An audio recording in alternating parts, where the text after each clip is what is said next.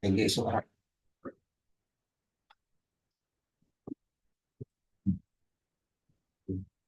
Ya,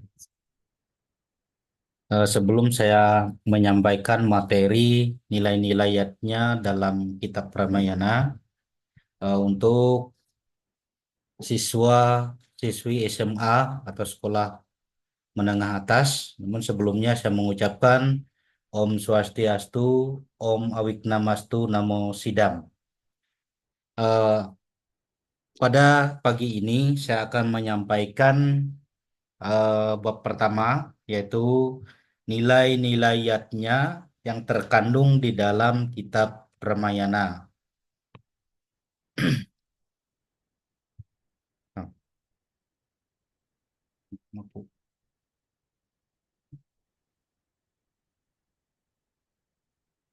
Yang pertama, A. Pengertian yatnya. Secara etimologi, kata yatnya berasal dari kata yats yang artinya memuja atau memberi pengorbanan atau menjadi suci. Dalam kitab Rigveda 8.40.4, yatnya artinya pengorbanan atau persembahan. Jadi, yatnya merupakan suatu perbuatan dan kegiatan yang dilakukan dengan penuh keikhlasan untuk melakukan persembahan kepada Tuhan Yang Maha Esa. Nah, berikut ini adalah unsur-unsur yang terkandung di dalam yatnya, yaitu satu, karya artinya perbuatan.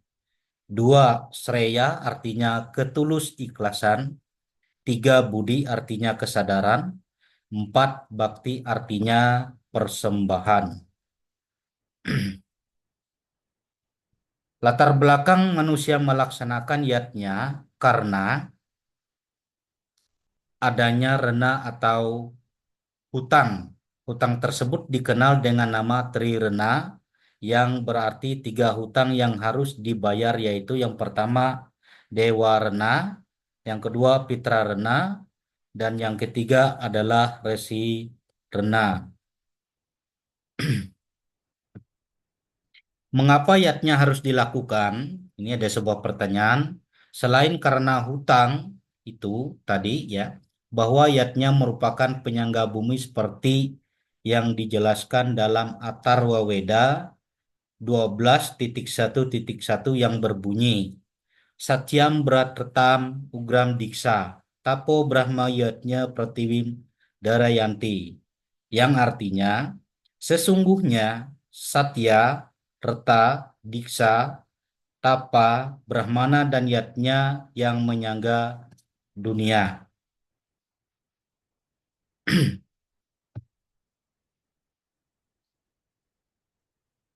Oh,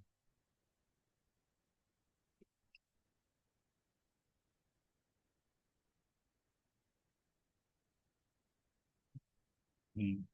Istilah-istilah dalam yatnya. Yang pertama adalah ya juz, artinya aturan-aturan yang harus ditaati. Dua, ya jamana, artinya orang yang melakukan atau melaksanakan yatnya. Selanjutnya,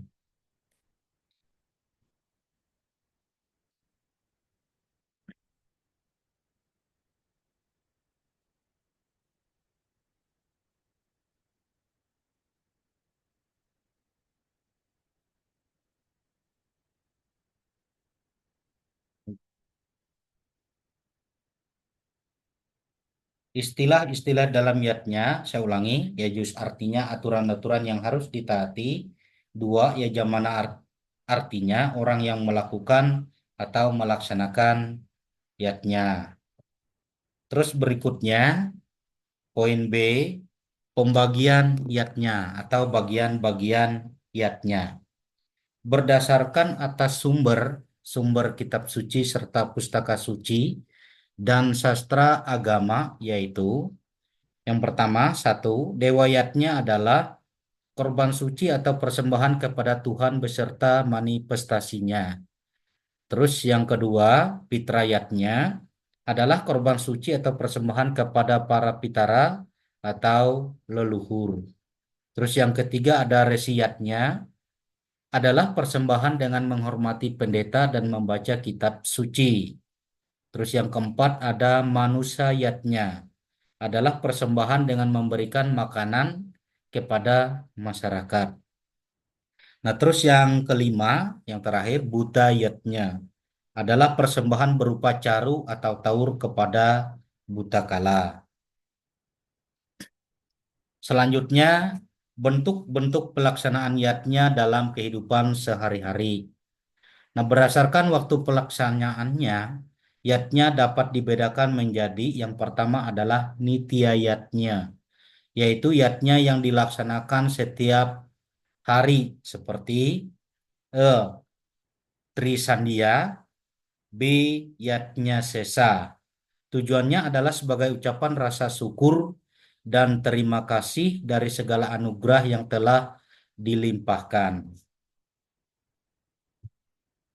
Mengapa kita harus melaksanakan yatnya? Dalam sastra disebutkan, para penyembah Tuhan dibebaskan dari segala jenis dosa karena mereka makan makanan yang dipersembahkan terlebih dahulu untuk korban suci. Orang lain yang hanya menyiapkan makanan untuk menikmati indria-indria pribadi sebenarnya hanya makan dosanya saja.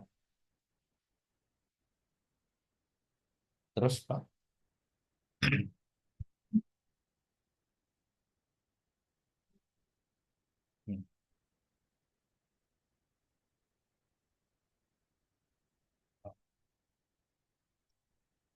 Yang kedua, naimitaka yatnya adalah yatnya yang dilakukan pada waktu tertentu yang sudah terjadwal. Misalnya, berdasarkan perhitungan waras seperti Hari Kajeng Kliwon, Anggara Kasih.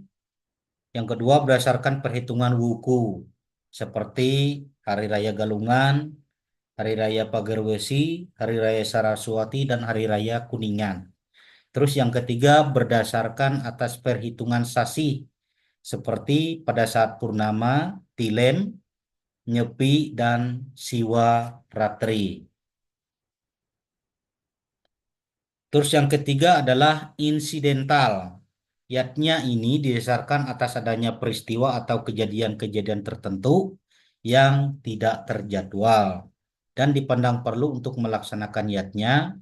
Pada upacara atau ritual ini dibagi menjadi 3 tingkatan, yaitu yang pertama adalah tingkatan utama, yang kedua madya, dan yang ketiga tingkatan nista.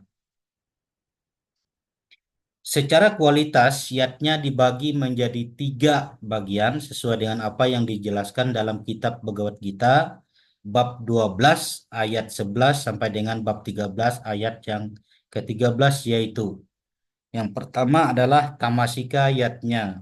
Adalah yatnya yang dilaksanakan tanpa mengindahkan petunjuk-petunjuk sastra, mantra, hidung suci, daksina, dan serada. 3.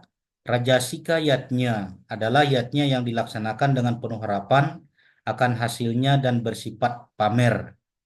Terus yang ketiga ada satwika yatnya, adalah yatnya yang dilaksanakan berdasarkan serada, askarya, sastra agama, daksina, anasewa, dan nasmit. Selanjutnya, ada 7 syarat yatnya yang satwika. Syarat tersebut yaitu 1. Serada artinya melaksanakan yatnya dengan penuh keyakinan. Nomor 2. Laskarya artinya melaksanakan yatnya dengan penuh keikhlasan. Terus yang ketiga, sastra yaitu melaksanakan yatnya dengan berdasarkan sumber-sumber sastra, yaitu Sruti, Semerti, Sila, Acara, dan Atmanastuti. 4. Daksina adalah pelaksanaan yatnya dengan sarana upacara berupa benda atau uang. Terus yang kelima, mantra dan gita adalah pelaksanaan yatnya dengan mantra dan melantukan lagu-lagu suci atau kidung untuk pemujaan, atau yang sering dalam bahasa trennya disebut dengan bahasa istilahnya yaitu desong oplor. Terus yang keenam ada anasewa. Anasewa adalah yatnya yang dilaksanakan dengan penuh persembahan makanan kepada para tamu-tamu yang menghadiri upacara. Upacaranya disebut dengan atiti yatnya. Ya. Terus yang ketujuh adalah nasmita yatnya adalah yatnya yang dilaksanakan dengan tujuan bukan untuk memamerkan kemewahan dan kekayaan yang dimiliki oleh seseorang. Terus yang berikutnya eh, itu adalah materi yang sudah kami sampaikan ya. Mudah-mudahan bisa bermanfaat bagi anak-anak didik atau peserta didik sekalian agar nantinya bisa memahami makna dan nilai-nilai ayatnya dalam kitab Ramayana.